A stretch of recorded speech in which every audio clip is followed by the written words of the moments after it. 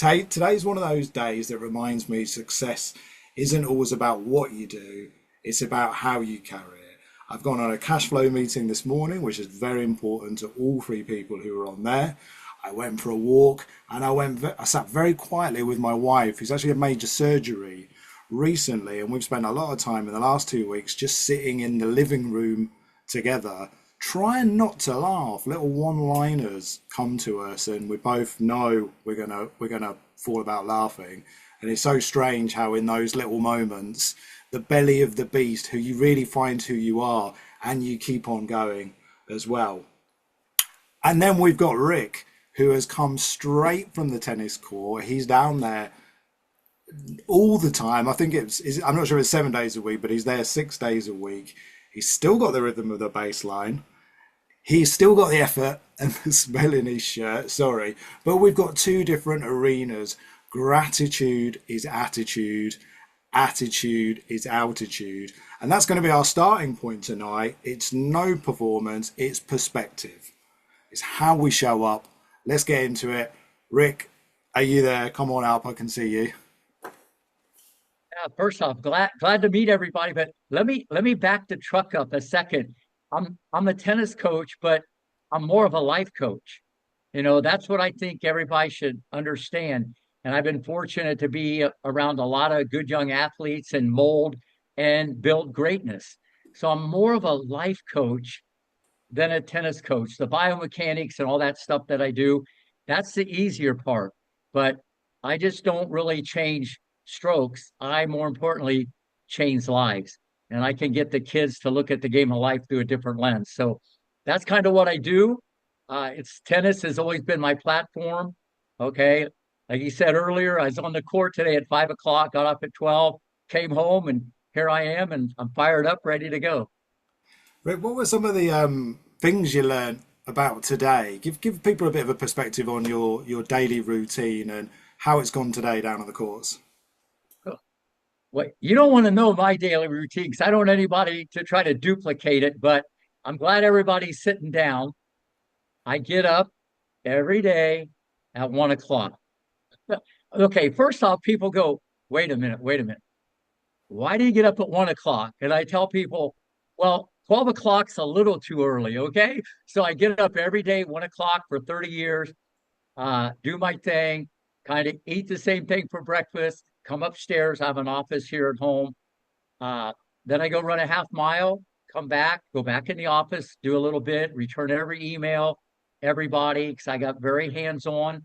Then a lot of times I do like a Zoom video or a FaceTime video, India, Germany, wherever, because there's a time difference.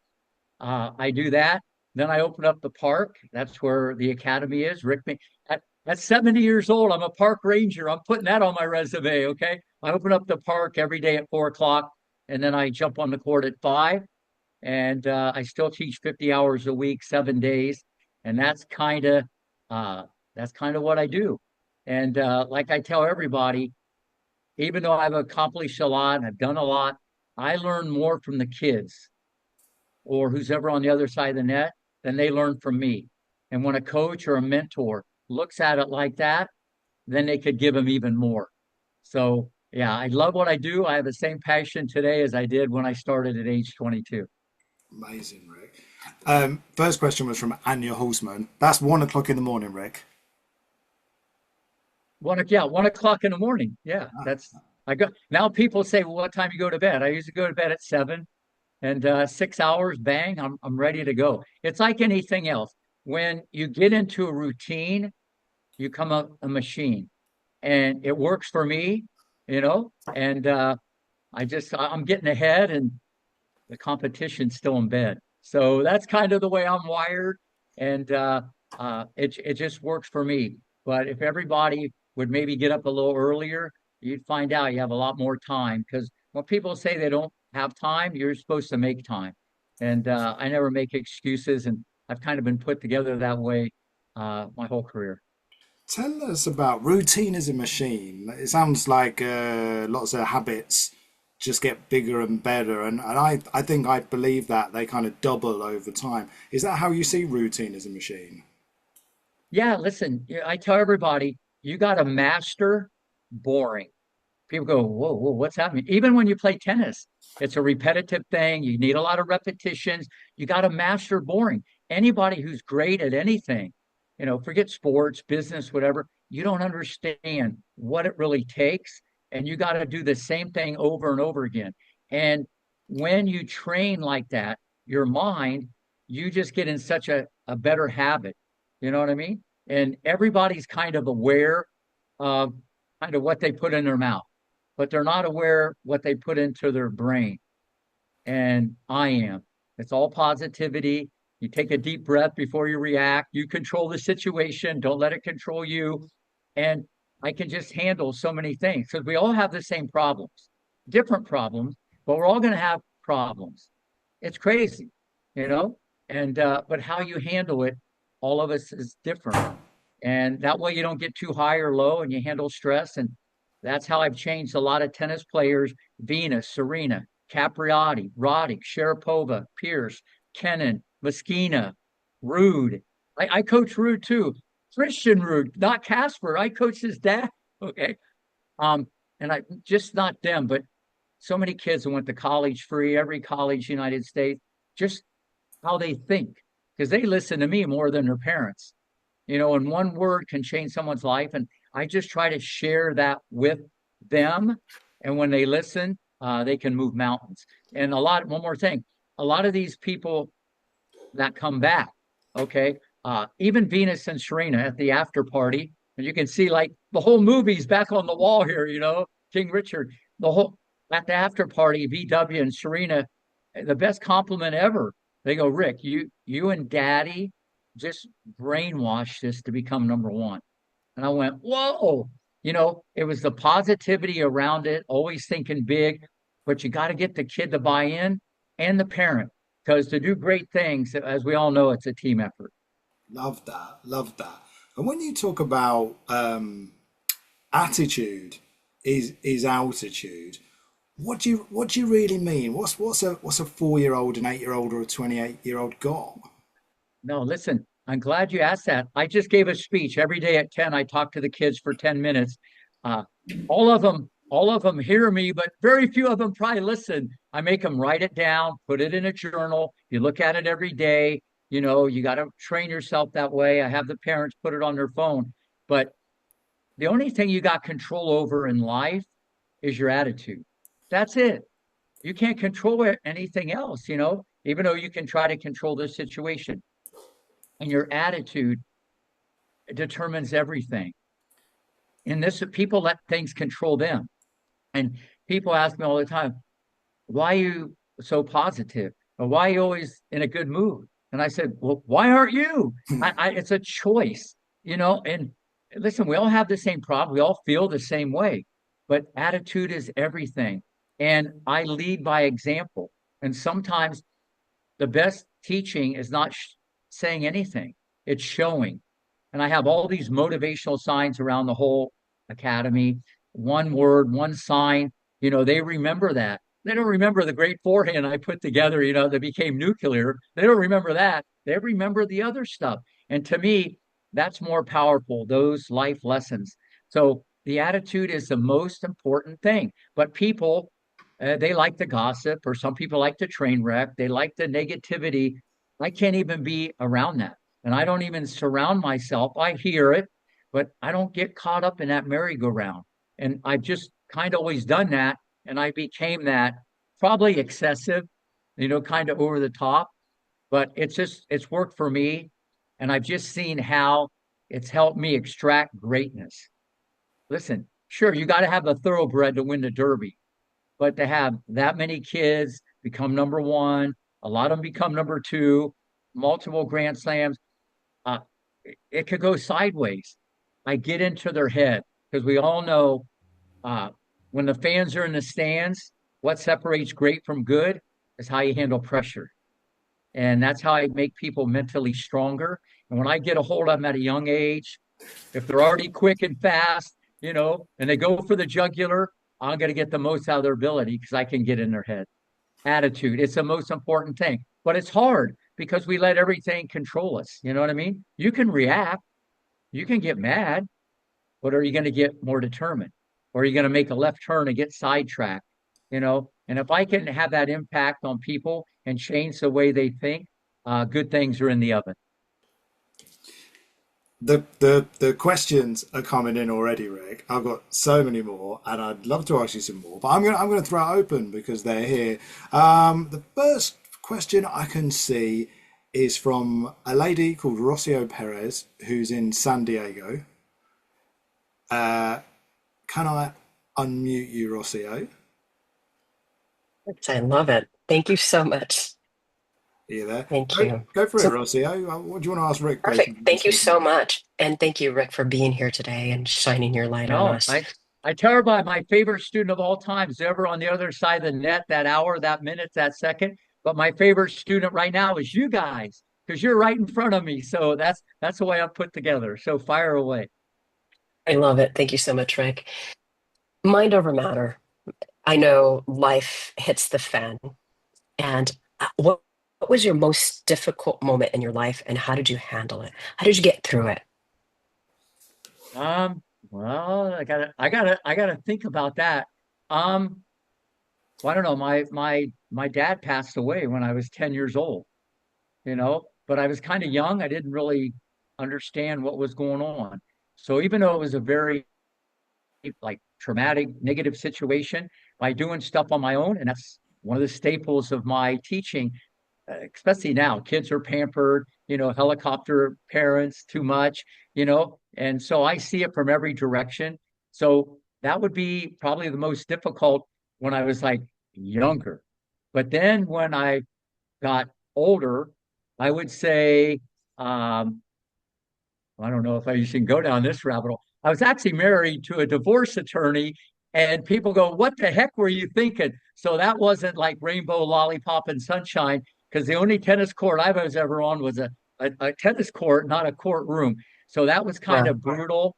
But at the end of the day, three beautiful daughters, and I raised all of them by myself from age 13 by myself, besides Wow. doing all this crazy work that I do. So that was very, very negative situation. But you know what? Once I got through the other end, it made me a better person. It made me stronger. And I'm glad it happened, not because just my daughters, but I'm glad it happened because it gave me a whole different way to look at things. That's the only real traumatic thing that happened to me. And, especially if you're involved with a divorce attorney, that's like me playing Alcaraz. That's not really a fair match, or me playing Yannick Sinner. The playing field is tilted. But through perseverance and the positivity that I had inside of me, because it went on for like 3 years. So, but I think my attitude and the way I handled everything, I came out the other end a much better person. Thank you. I want to add to Not that I that. want to do that again, but I'm just saying it definitely helped. I want to add to that if I And can. I've never said that to anybody my whole life. Well,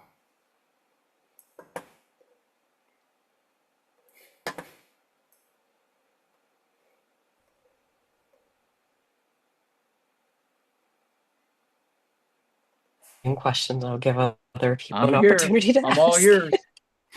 I just froze. I just froze then. I just on a daily level, Rick. I'm in my 40s now, and my problems I seem to be able to solve my problems easier than my 30s. Did you find there was any pattern as you got older between your 30s, 40s, 50s, and dare I say your 60s? Wait, say that again. I couldn't quite hear you. Sorry. I find the older I get, the more I can deal with my problems.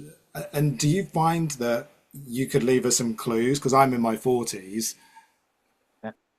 Well, first off, great question. Absolutely. Listen, because now that I've had more time to reflect, I've probably done 1,000 podcasts and, I do a lot of TV.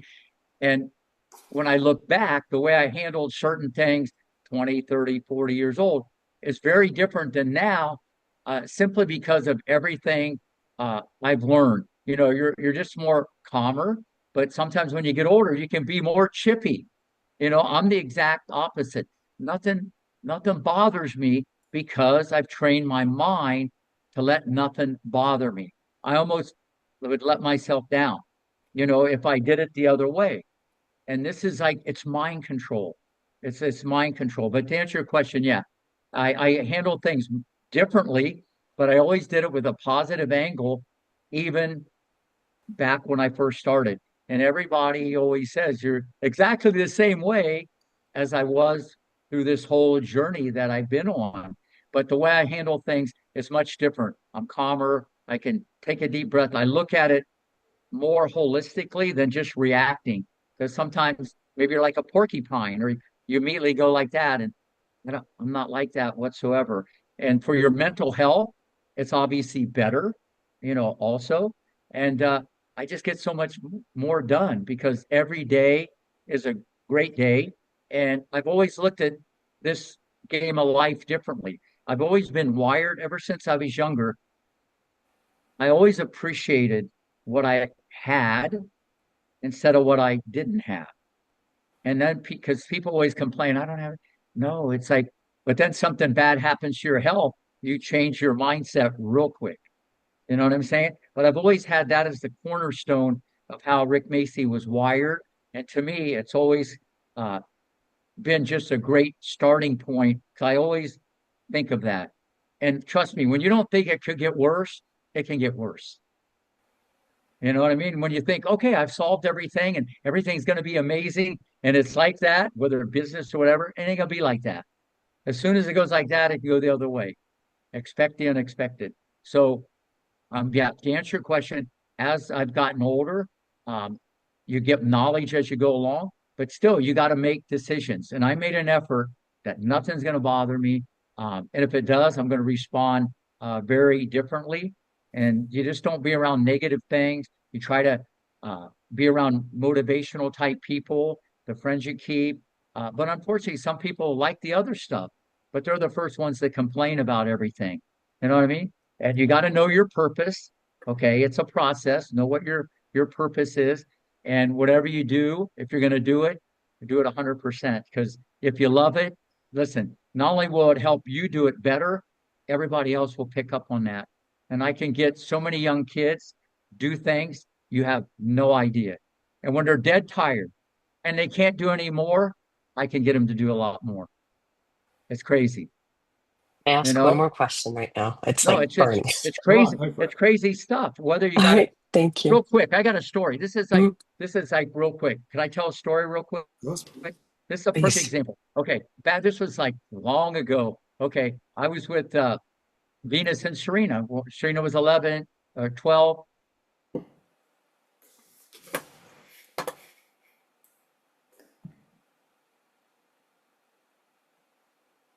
That in itself, in the 95 degrees in Florida and humid, that's kind of brutal when you're that young. And Serena, if Richard was near the court, they both were a little different, but he was off doing something. And Serena wouldn't move her feet. And I said, Meek. I called her Meek because her middle name was Serena Jamaica Williams. I go, Meek, you got to move your feet. And she gave me that look. You know that look you saw at the US Open? You know that look. She goes, why? I go, what do you mean why? You say you want to be number one. She goes, I will be number one. I go, well, what I got to do to get you to move your feet? Because remember, she's already hit 10,000 balls and she was this out. She's not a machine. She's like 11. She goes, Rick, I'm really hungry. She always loved to eat. Okay. She goes, can you have Scott go to the snack machine? I want some hot curly fries, a Pepsi, a Snickers bar. And on the way to work today, Daddy drove by a stand on Linton Boulevard and they were selling Green Day t-shirts. Can you get me one of those? And you see that girl on the other court, it was Venus. She goes, I'll make her look slower than molasses. I go, wait a minute. If I get you the curly fries, the Snickers, the Pepsi, and a Green Day t-shirt, you're going to start moving like no other. She goes, Rick, you have no idea. So I had Scott go get the curly fries, the Pepsi, the Snickers bar. I said, Scott, tomorrow go get that Green Day t-shirt. He brought all the snacks back. She wanted the canopy. Listen to this. She ate the snack. She gets back on the court. Her hitting partner was like 450 in the world. He played number one for Togo. It was a lefty. He actually went with me when she made her debut, Venus. Listen to this. 1 hour straight. She's popping the popcorn, extra butter. Their feet are moving like this. Sweat is coming off this little girl like Niagara Falls. This is crazy. No water. 1 hour straight, cross court, down the line, 1 hour straight. She's probably at 4,000 balls. Okay. I'm on the other court with VW, and she gets done. She goes, "Hey, Rick, I'm done. And you better have that Green Day t-shirt here in the morning." So the moral of the story, she's in the tank. She's 11 years old. Rick Macy got her hit 4,000 more balls when she didn't want to. And she remembers that story till today. And that's what I'm saying. Whether it's a $5 bill, whether it's candy, a t-shirt, a hoodie, every human being on planet Earth has more inside of them. And you just can't call it a day. It's a coach's job or a mentor or a parent to get more. But that's the art of coaching: how to say it, when to say it, why to say it, and who to say it to. Beautiful. I could only imagine. You Amazing. can't imagine. It was like brutal. We were laughing about that at the after party. It's like so funny. That is amazing. Thank you. And my next question to you is, what is the relationship between the power of belief, bold action, and mental performance? Well, listen, the most important thing is you can believe whatever you want to believe. And this is what people don't do. They let things, it's like the chicken and the egg. What's going to happen first? I know people that think they're great at whatever, forget tennis, and they haven't done anything. And I know people that are really, really good and they don't think they're that good. And everybody should believe that they are. We let TV influences, other people around, accomplishments. Obviously, as you go, people, oh, you're getting confidence.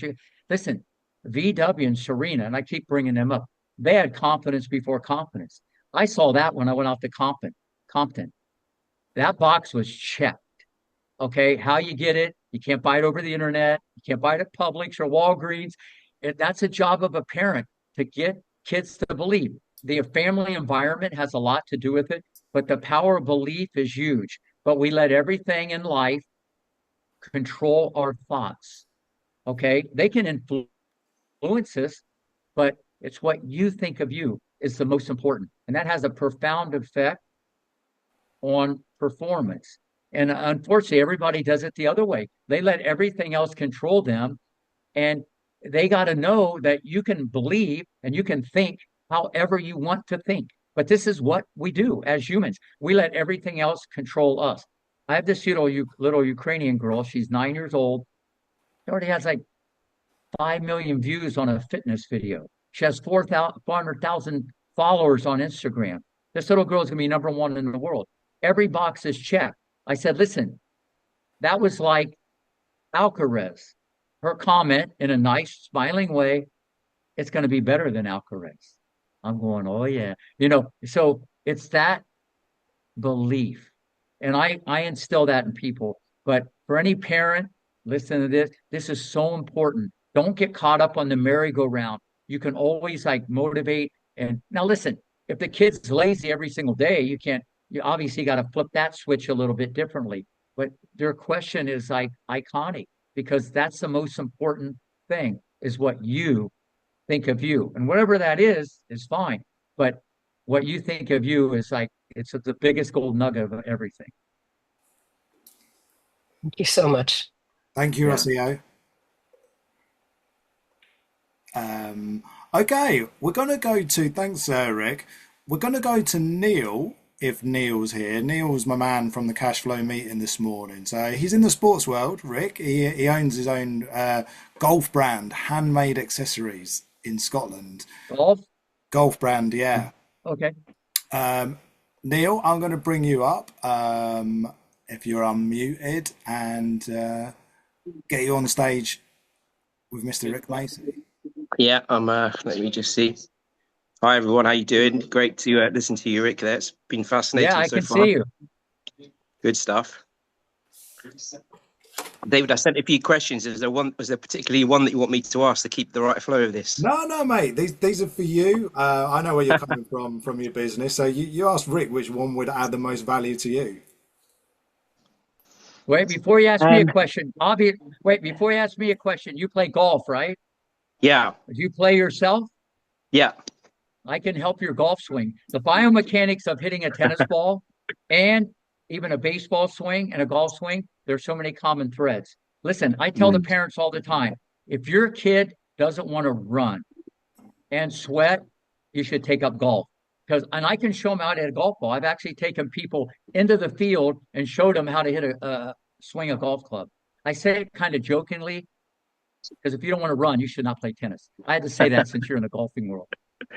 Yeah, that's all right. I'm old enough now to appreciate not running around so much. But so staying on that thread, then I guess I've got four kids, four young kids, and they're playing sport. They're also playing tennis. How do you make things simple to learn and keep them? Because you can get very technical in terms of coaching and teaching. So, what have you seen as being the easiest way to teach something and embed it? And how does that relate to kind of the wider way you live life? Yeah, first off, great question. Like everything in life and even teaching is in the eye of the beholder. So I would have to know what the students bring into the table right away. Okay, I tell people all the time what what you may see is different than Rick may see. So that's a whole different discussion. But to answer your question, the wild card is fun. Even Serena tells everybody the most fun she's ever had. And John Bernthal, the guy who played me in the movie, most fun was when they were here at Rick Macy Academy and with myself. When people think fun, they think messing around. When people think fun, they don't think serious. Not at all. I'm the most serious, intense, committed, okay, kind of guy ever. But the art of coaching is pushing the buttons and know how to motivate besides educate and keeping it fun. As I said earlier about the running and stuff like that, the kids could be dead tired and they can't do any more. And if I say let's play freeze tag, where they run around and no one's tired anymore. What is that all about? Because they're having fun chasing and juking and bobbing and weaving and stuff like that.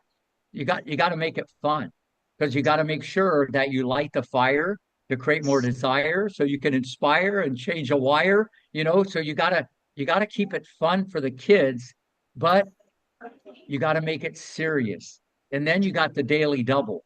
You're going to get Yeah, them to work harder on their own, but they're going to know that it's fun because the cornerstone, even with these pro athletes that you see, and I'll stick with tennis, it's a game. You got to have fun. That's the most important thing.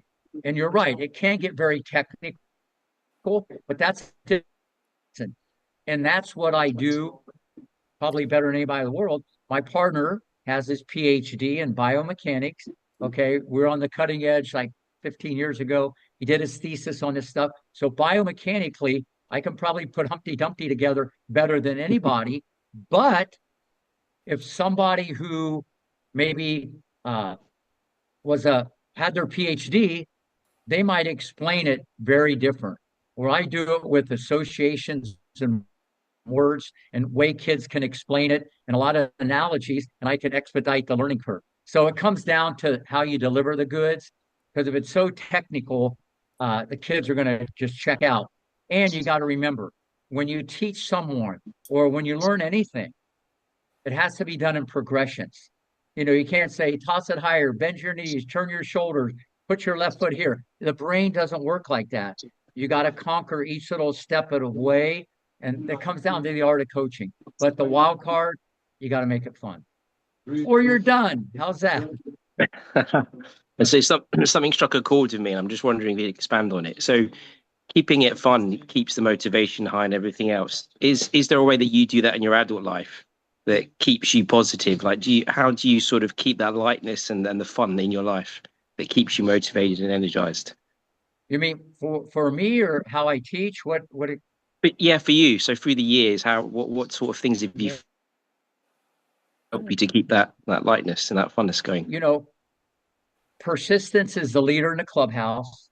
Consistency separates great from good.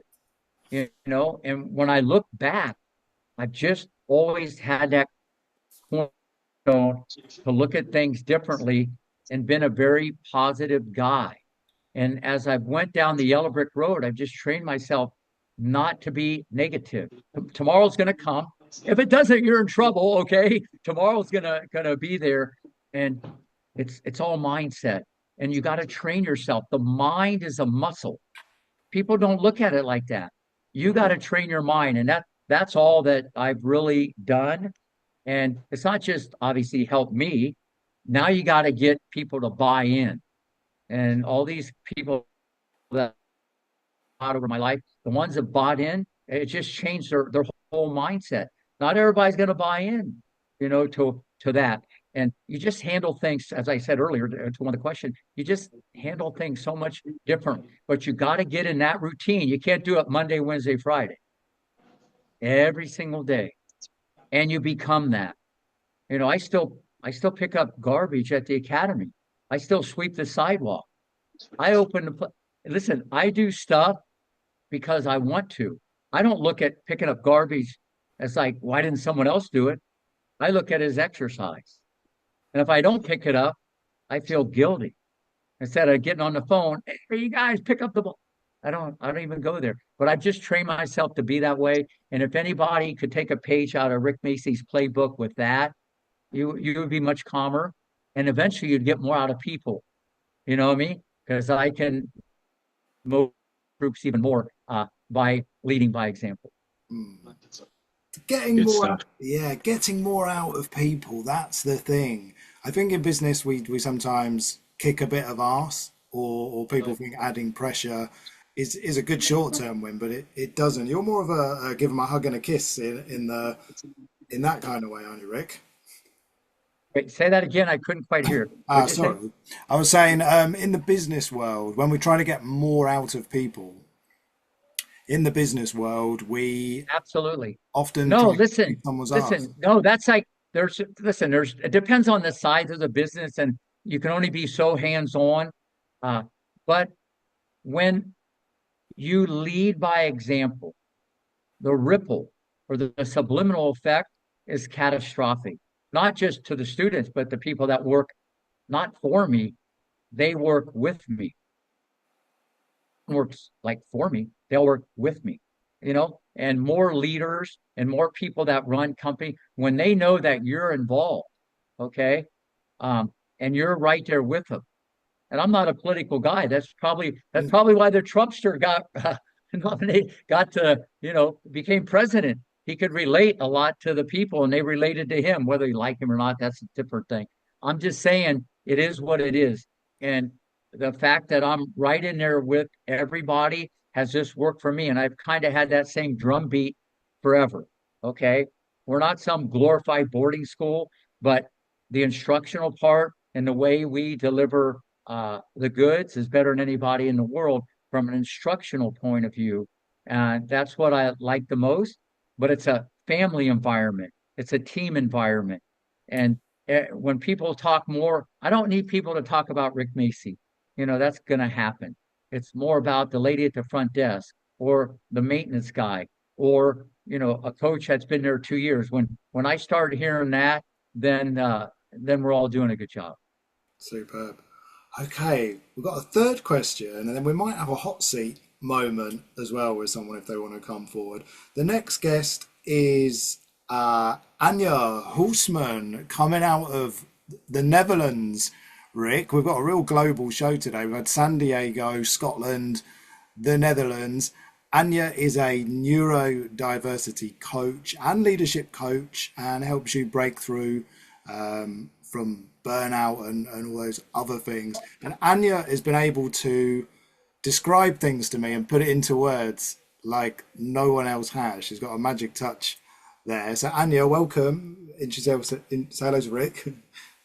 Rick, thank you so much for everything that you're bringing, all of your wisdom and your incredible energy. And I'm quite in awe of your energy. And I'd love to ask you, actually, for that reason, your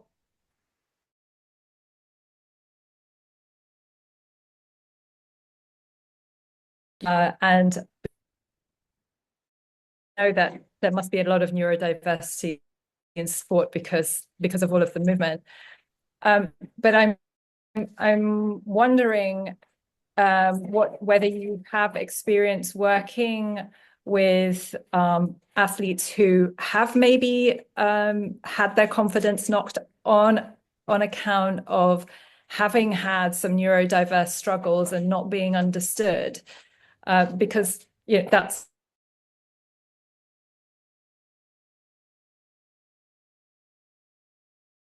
what experiences you've had there. No, I have more like that.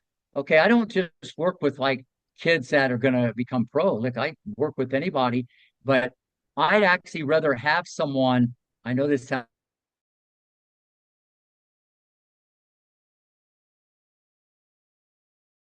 see if they want to go on to become a world-class player. You got to have a few of the other things already in your pocket. You can't like you got to have something.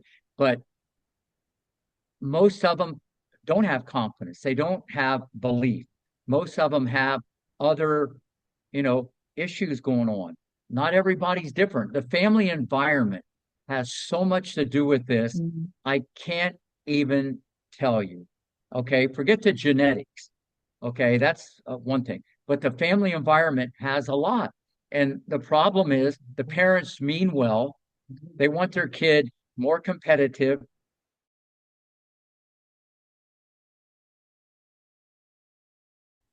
And they yell at them if they don't or whatever. Then they go to the mall and buy them a Gucci bag. The whole thing's kind of lopsided, the way they go about doing this. And so, yeah, I have more people like that. And I can remember a coach one time telling me, like, the kid always was throwing the racket, temper, emotional, immature. Listen, Serena at 10 years old, a plane would fly over and she'd wave at it. I'm going, I think this girl's gonna be number one in the world someday and the greatest of all time. You don't judge a book by the cover, and that's a very important thing. It's not where you start, it's where you finish, and kids change the brain can't reason at a young age. But I had a coach one time and the kid was always throwing his racket, getting mad, and he goes, Rick, I don't want to work with this kid anymore. And I said, well, that's what you're here for. It's your job to figure out how to not make him throw the racket. Instead of just bailing out and giving up as a mentor or a teacher, and this is a lot of teachers do that in a classroom too. You got to look at your biggest challenge as the one that you really should motivate you. And that's what I do. One of my first students, Tommy Ho, he was kind of negative and kind of lazy, and he became one of the hardest workers that I ever had. And he was the youngest ever at age 15 to win the national 18s here in the United States in 1988, a record that still stands today.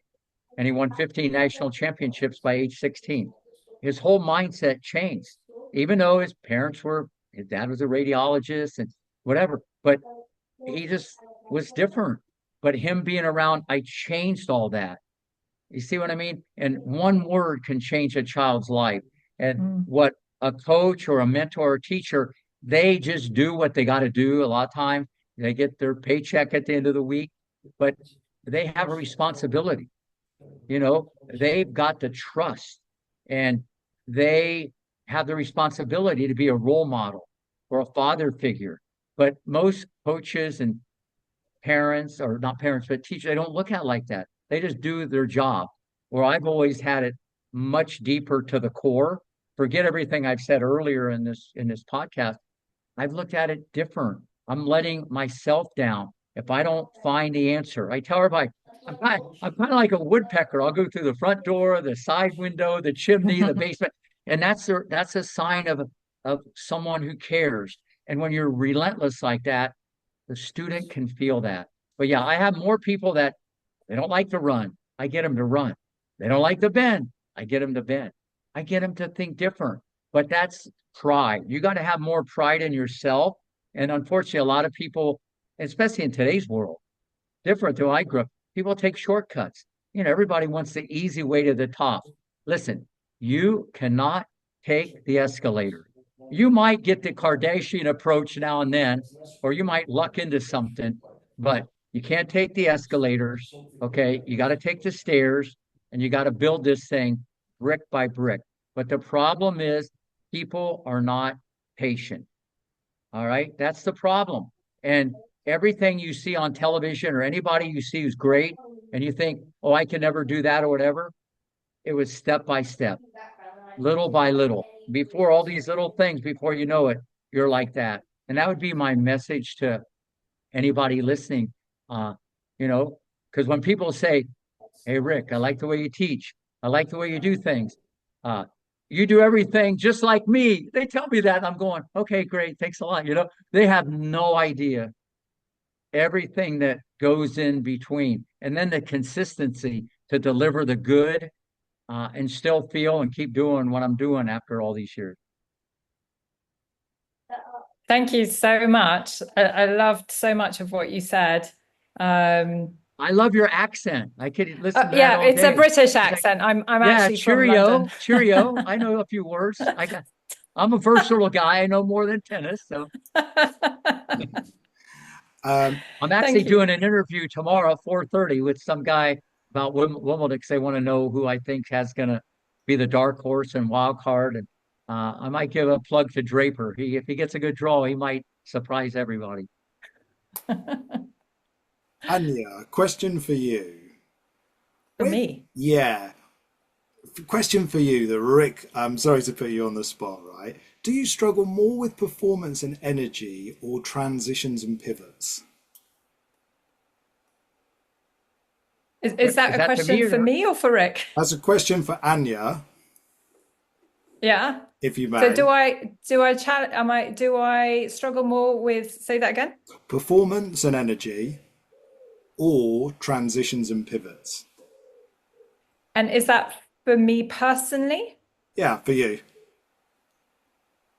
Yeah, I mean, it kind of depends on the situation, but I definitely personally, as a neurodivergent person, struggle with transition. So I can stay super hyper focused on one thing for a very long time, to the point where I forget to eat, drink, rest. But it can be really difficult to transition between a lot of different things during the day. Am I answering your question? Yeah, absolutely. What do you think to that, Rick? Have you seen that before? No, let me chime in on that. No, listen, for me, it's hard sometimes to pivot because like my name is Richard Allen Macy, and my daughter called me Richard Alien Macy. So I'm so structured in the way I eat the same thing every day. I'm a pretty boring guy. Okay. Listen, and I get I'm so in a routine. Sometimes it's hard for me to pivot. So I don't like change. You know what I mean? But that's why I got everything down to a science. And I understand balance and versatility and options, and you need more things on the menu. Okay. So it's harder for me sometimes to pivot, but with all the experience I got, I can pivot and not leave a divot. How's that? Nice. That's for the golf guy. Yeah, there we go. I'm good at transitions and pivots, hence why we're all here today. But but you don't want to be on the hamster wheel. You don't want to keep doing that. Yeah. You know what I mean? You got to have purpose, and obviously you got to have the passion, but the purpose is the most important. But no, you got to make adaptations and modifications as you go along. But I'm a little extreme, so I need to work on that. Or not, because it seems to be working for you. Could always get better. Great stuff, Anya. Thank you. Thank you. Yeah, thank you. Okay.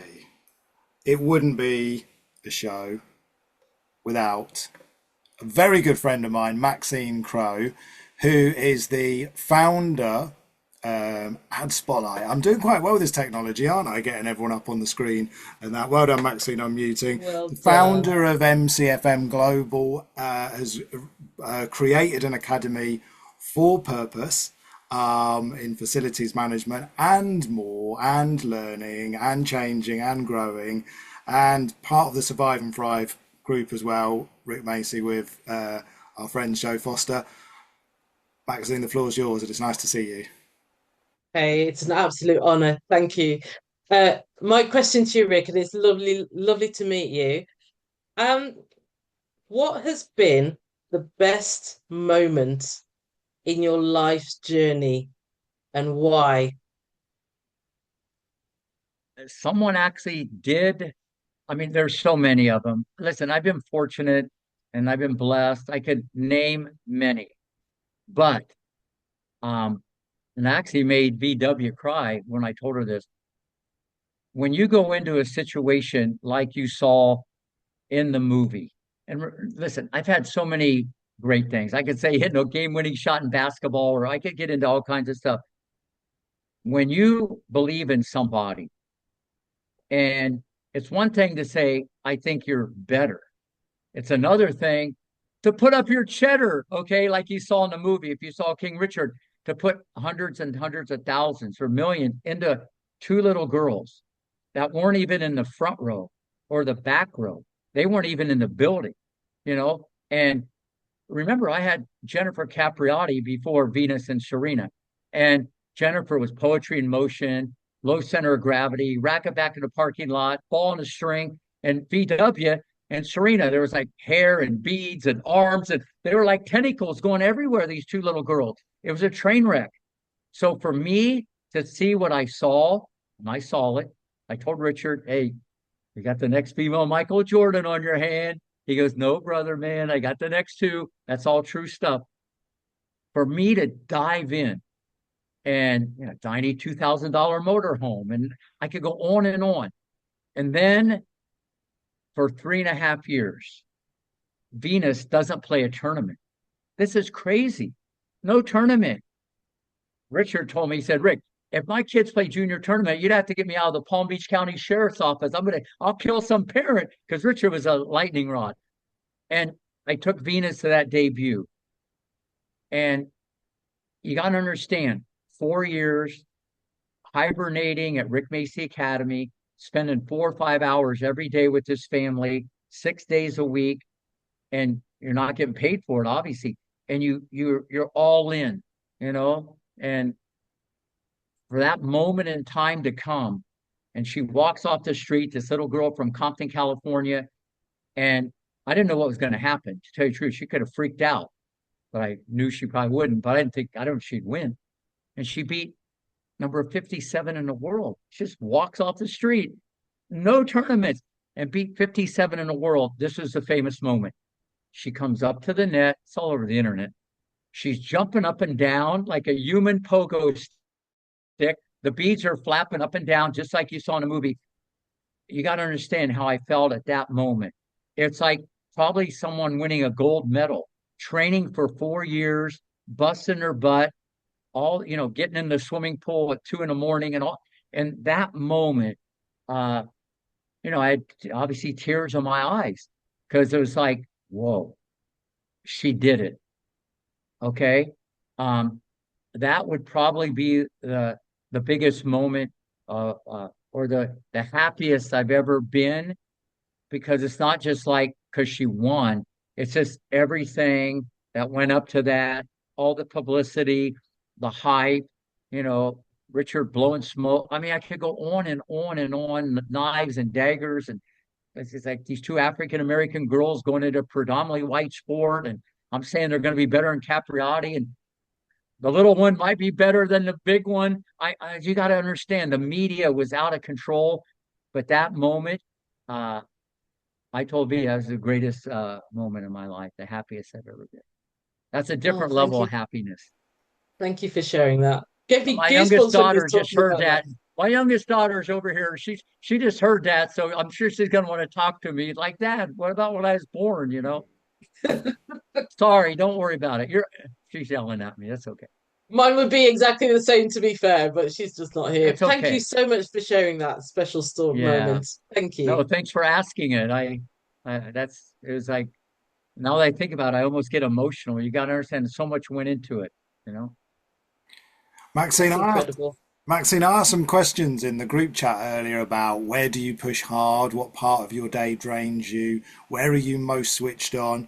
I did see a reply. Was there anything on there we can use that you're stuck, that Rick can pop instantly for you, and you're going to feel better in 2 seconds. Gosh, I get to this time of the day and I'm they call it poops. I'm just feeling like I could just go and lie down now. I do have long days. So what can I inject, I guess, into my days to be more energized? That would be the thing. Because right now I feel like I still want to go and carry on with what I'm doing because I'm passionate about it. But my body's saying, "Oh my God, like, girl, you need to lie down." No, listen, there's nothing matter of feeling like that. What time is it where you're at now? What time It's 5 to 7 in the 7 p.m. evening. and what time does your day start? It starts around 6:30, 7 o'clock in the morning. Yeah. No, that's normal. Listen, whatever that's normal. Whatever time you're going to allocate, you got to give 100%. There's no like some people can do things in 4 hours, 8 hours, 10 hours. There's no time limit on anything. And there's no rules. You make your own rules. You're running the show.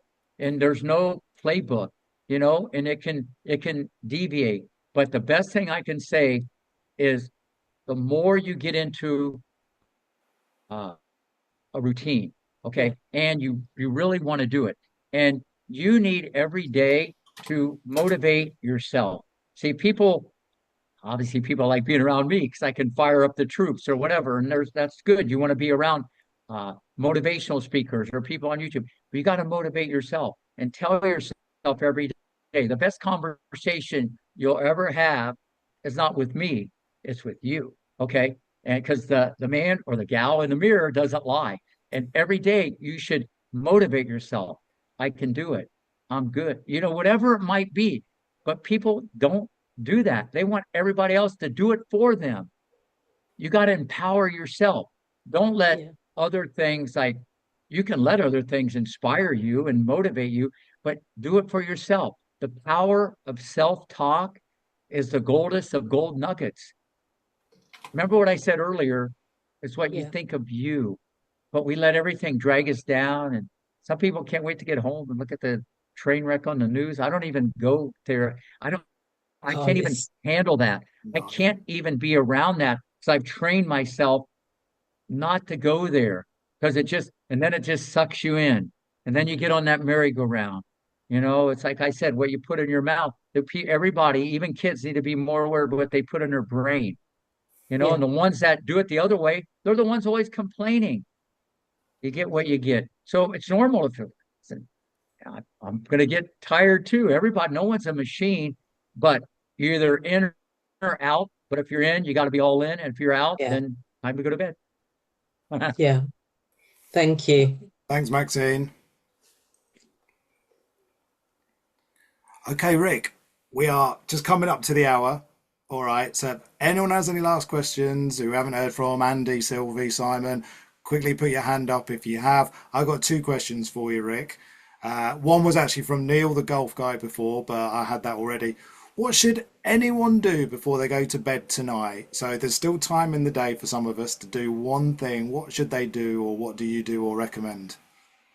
You mean right before they go to bed or just before they go to bed, Before, generally? yeah, before you go to bed, make sure you've done this today. Well, if you want to get a good night's sleep, okay, you got to make sure your head is clear. You can't be thinking about the meeting tomorrow. You can't be thinking about what someone's thinking or whatever, because you'll start waking up. You got to just train your mind, okay, whether you're counting sheep or whatever go-to thing. That's very important. That sleep is like the engine, that fuels the fire, and you got to make sure your mind is clear. Don't go to bed if you're thinking of stuff, or you'll be tossing and turning and all that stuff. But if there was one thing, you shouldn't go to bed until you're ready to go to bed. You know what I mean? You can't force things. You know what I'm saying? So that would be my advice. There's no magical thing, and I wouldn't eat a lot right before you go to bed. Okay. Yeah, I'd be careful of that because people don't realize how foods and stuff, that's a whole nother podcast, but how it just does stuff to keep you awake or this or that or this or that. And I would also advise, I don't think you should get on the merry-go-round that you need to start taking things to make you go to sleep. Okay.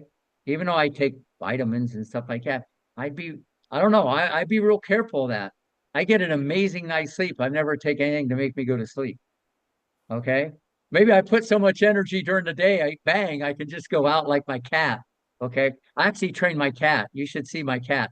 He can fetch a little ball, bring it back. I train kids, I train parents, I train animals. Okay. I'm just a coach. But no, you got to be careful, like eating too much before you go to bed, and don't go until you're ready. But when you're ready, your mind has to be clear. And if you want to try to get to sleep easier, try counting. Okay. That can really help calm the mind. Wow.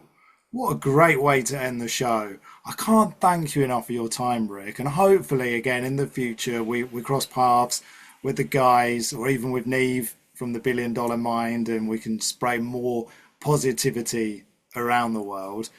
I've got, Yeah. You know what? Since we're thinking, we'll do it again. But since we talked about bedtime, one last thing. A lot of people go to bed and like dream of success, and others get up in the morning and work at it. quality. Great stuff. Great stuff. Here is the impossible question. I believe if you ask me this question, or maybe I ask most people in this audience this question, they would freeze on the spot. So it's the impossible question, but I have no doubts you're going to ace this one for us, Rick. If I gave you a megaphone to 1 million people tomorrow, what would you say? Believe. Believe in. Well, wait, a sentence or one word? No. Well, I'm giving you the megaphone. What would you say to the people? Believe in yourselves. No, I would say, it's only over when you give up. Always remember that. It's never over. It's only over when you give up. Love it. Love it, guys. Well, I see hearts there from Rocio in San Diego. Simon has come in. Rick, have you got time for one more from Simon? Listen, I'm off the court. I'm all yours. Yeah. But I see my cat, my cat. I'm out of the routine. Okay, the cat's sitting right there. Don't worry. I'll be coming. It's okay. Well, I'll tell you what he I did. get pressure all the time, but I love pressure. Simon took your nugget, it's not over till you quit, and asked the question right at the end, just before we did quit. So, Simon, if you want to come on up, wherever you may be, is Simon still here? Yes, he is. Add him on the spotlight. Simon, it's great to meet you. Hello. Sorry, Right. I've been listening. We've got a really hot summer's day here in London, and I've been trying to look after my baby girls and eat some dinner. But I've been listening to everything going on. So I just wanted to say thanks, Rick. It was really, really inspiring to hear what you've been up to, and some of the things you've been sharing with us. So I just want to say thanks for sharing your time. Really appreciate Thank it. you. All the best. So does Simon have a question? Simon says, let's go. He has a question, right? Yeah. No, I was just saying thanks for your time, Rick. In all honesty, it's inspiring. How old are your kids? Well, yeah, one of them is 1.5. The other is 8. The 8-year-old is an aspiring entrepreneur, actually. So some of the stuff that you've talked about, we try to instill into her. She's actually launched her first business. We had it's called Crepes and Crafts. So like crepes as in pancakes, and crafts. And the premise is you buy a crepe, you get a free craft, a handmade craft that she's made, because that's what she's all about. So we try to encourage her from a creative and artistic perspective, but I also want her to realize that she's at some point she's going to have to put food on the table for herself, and artists are not always the best well paid. So she came back to us. She came back to me with her idea of a business, which is Crepes and Crafts. So we've been encouraging her to do that, and we had our second crepe sale on our driveway like last Saturday. Daddy here was the cook, and my daughter was the one doing the building the crafts and taking the money and talking to her customers and all that sort of stuff. So it's yes, a lot of the stuff you've been talking about today really resonated with me, and I'll be trying to apply to Listen, just that there's so many life lessons by having someone that age do that. It's much bigger than the actual thing they're doing. There's so many other things that ripple just from that. It's like catastrophic. That's great. Yeah. Yeah, it's funny. I agree. It's funny. One of the other reasons it came about as well. She said, "Daddy, I want a Nintendo Switch 2, right? Because we love playing the Nintendo together." She said, "I want a Nintendo Switch 2." And I said, "Well, that's nice. How much are they?" And she said, and I said, "Well, look, how about you think about starting a business so you can generate enough cash and you can buy that Nintendo yourself." And that's sort of where this all kind of like spiraled from. And we've it was good. It's really good. It was a good it's been a good thing. So we're going to do our third one next Saturday, but it's going to be like the final one for the summer, and then we'll see what she wants to do. But she's already in profit, bless her. No, see, I love that. He gave the carrot, he gave the motivation. It's like the kids at 10 o'clock. They're like tired, and I'm talking to the kids, and I say, how many of you kids right now would go run 5 miles? And I go, put your hands up, and they don't put their hands up. And I said, how many of you would go run 5 miles if I gave you $1,000? Every one of them put their hand up, and this is the problem. It's backwards. If you ran the 5 miles, maybe someday you'll win a lot more than $1,000. So everybody has it backwards. And what you did there, you kind of flipped it. Okay, you motivated her. Okay, and that's what life's all about. She's not going to do it on her own, but she wanted Nintendo. And you flipped it around, and everybody's a winner. That's it. Yeah, I agree. Great stuff, Simon. Thanks a lot, mate. Yeah, thanks for organising this, David. It's been really good. You're welcome. We'll see you again. We'll do it again. See you guys. Nice meeting everybody. Great to meet you guys. Listen, you've listened. Thanks, Rick. Thank you. You felt it. Well done. It only counts if you move, though. Remember what Rick said. You can't just dream of success. You've got to go and do it. So it only counts if you move. He's told you what to do before you go to bed. Clear your mind. Have a good sleep. Go and smash it tomorrow. Bring home the bacon, as Rossio would say. And Rick, honestly, thank you so much. No problem. We'll do it again. Do a start. Thanks for having me.